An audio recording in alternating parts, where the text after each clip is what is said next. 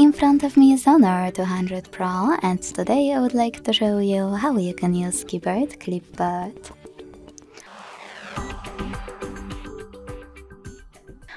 All you need to do is launch your keyboard and click on Clipboard at the top of it to access it.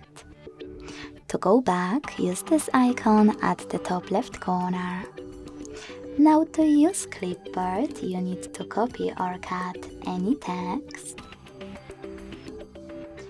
And to paste it instantly, click on it at the top of your keyboard. If you want to paste it after some time, click on Clipboard and click on it here. To pin one of your sentences, use this pen on the right. And to unpin it, use the same pin again. If you want to delete one of your sentences, just swipe it. And to access more Clipboard settings, use this gear at the top right corner and adjust all of those options however you want to.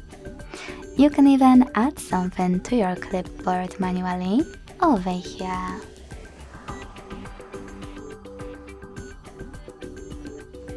Then, to save it, hit save in the pop-up. Thanks so much for watching. If you enjoyed this video, leave a like, comment and subscribe. Bye!